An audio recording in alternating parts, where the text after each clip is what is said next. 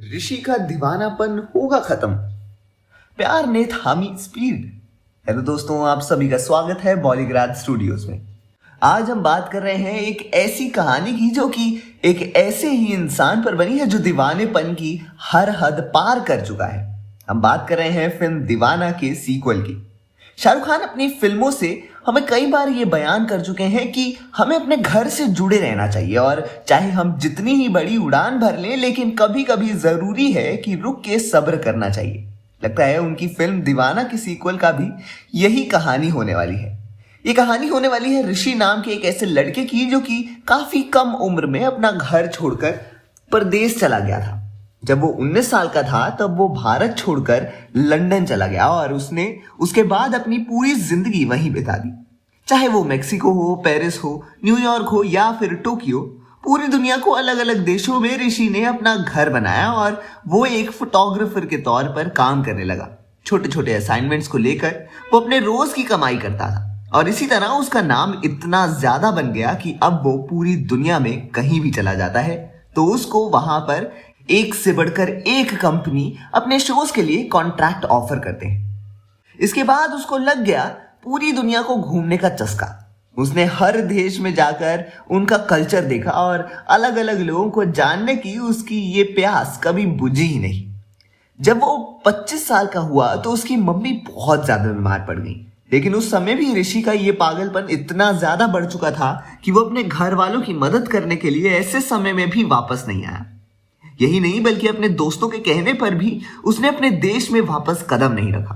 हर कोई ये कहने लग गया कि ऋषि पागल हो चुका है। इतना दीवानापन किसी भी चीज के लिए सही नहीं रहता, लेकिन ऋषि ने किसी एक की ना सुनी। वो अपनी अलग जिंदगी में रोज लोगों से मिलना ज्यादा पसंद करता था, लेकिन अपने चाहने वालों की इच्छा पूरी करने से ऋषि ने इनकार कर दिया। उसने ऐसे करके 32 देशों के अलग अलग शहरों में काम कर लिया, लेकिन उसका ये गोल था कि वो दुनिया भर के सारे देशों को घूमेगा और हर जगह जाकर अपना काम करके नए नए लोगों से मिलेगा। लेकिन लगता है किस्मत में कुछ और ही लिखा था। जब किसी का पागलपन इतना ज्यादा सवार हो जाता है तो उसको रोकने के लिए किस्मत में कुछ और ही लिखा होता है, और कुछ ऐसा ही लिखा था ऋषि की जिंदगी में। लेकिन ऋषि की जिंदगी में ये पागलपन रुकने का जो तरीका लिखा था, इसका किसी को अंदाजा नहीं था। कहानी में आता है ट्विस्ट, जब एक बार ऋषि जाता है बर्लिन और वहां पर उसे एक छोटी सी बेकरी के लिए फोटोग्राफी का असाइनमेंट मिलता है। वो जाकर बेकरी में घुसता है और वो सारे ऑथेंटिक शॉट्स लेने की कोशिश करता है। वो हर एंगल, हर नए तरीके से उस बेकरी को दुनिया के सामने लेकर आने की कोशिश करता है और इसके लिए वो अपनी पूरी मेहनत करता है। जब उसका असाइनमेंट पूरा हो जाता है और वो अपना काम काफी हद तक कर चुका होता है, तब उसे ये बताया जाता है कि दरअसल उसकी पेमेंट बेकरी के ओनर करने वाली है और उसे बेकरी के ओनर के लिए रुकना पड़ेगा थोड़ी और देर। ऋषि इंतजार करने के लिए तैयार हो जाता है और तब तक वो अपने शॉट्स को और बेहतर तरीके से लेने की कोशिश करता है। 1 घंटा रुकने के बाद बेकरी की ओनर आती है और ये होती है एक बहुत ही खूबसूरत सी इंडियन लड़की जिसका नाम है पायल। पायल ऋषि से सारे शॉट्स देखती है और उनकी काफी तारीफ करती है। वो उसे पेमेंट भी देती है और साथ में अपने हाथ से बनाए हुए कुछ केक्स भी देती है, एक थैंक यू के तौर पर। पायल के इस जेस्चर से ऋषि इतना ज्यादा खुश हो जाता है कि वो उसका नंबर मांग लेता है।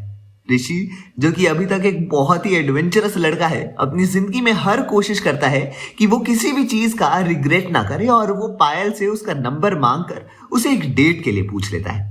वो उसे बताता है कि वो बर्लिन में 1 महीना और है और वो उसके साथ डिनर करना जरूर चाहेगा। ऋषि और पायल डिनर के लिए एक बेहतरीन रेस्टोरेंट जाते हैं और वहां पर वो एक दूसरे को थोड़ा और बेहतर से जानते हैं।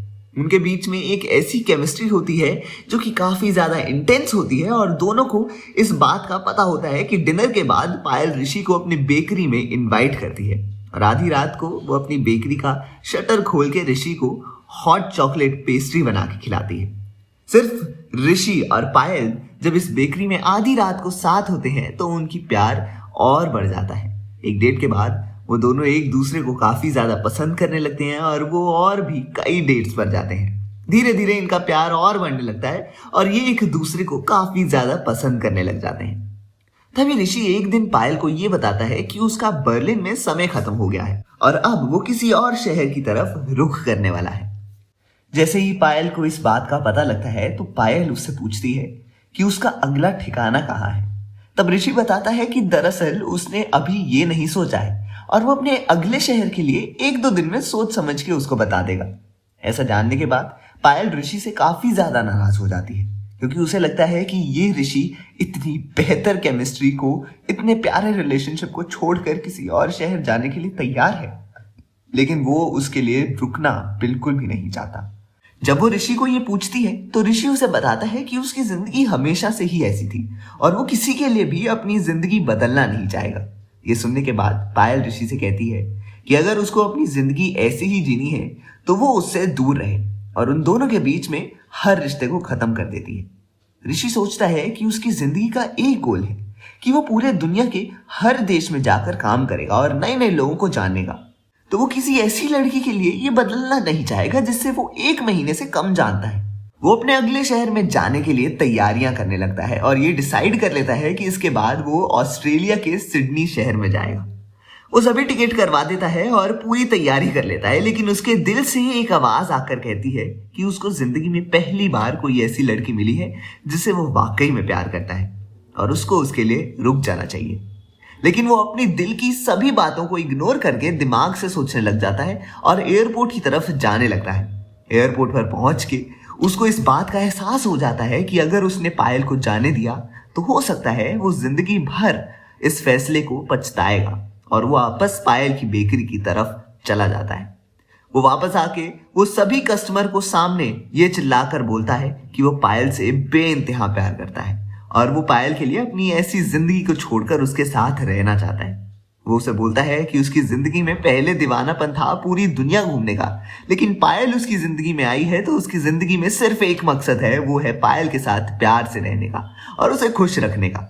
ये सुन के सारे ही कस्टमर और पायल के सभी कोवर्कर्स खुशी से झूम उठते हैं और पायल ऋषि को माफ करके उसे गले मिलती है। तो ये होने वाली है दीवाना 2 फिल्म की बेहतरीन लव स्टोरी। अब देखने वाली बात ये होगी कि कौन एक्ट्रेस होने वाली है पायल और क्या शाहरुख खान की ये लव स्टोरी करने वाली है हम सबको एक बार फिर से इम्प्रेस। ये सब सवाल के जवाब के लिए हमें करना पड़ेगा दीवाना 2 के रिलीज का इंतजार। तब तक आप फिल्मों के इंतजार से आगे बढ़िए और अगर आप भी सिनेमा की दुनिया से जुड़ना चाहते हैं और काम करना चाहते हैं तो डिस्क्रिप्शन बॉक्स में दिए हुए जॉब लिंक पर क्लिक करें और इस अपॉर्चुनिटी का भरपूर फायदा उठाएं और देखते रहिए हमारा चैनल बॉलीग्राड स्टूडियो।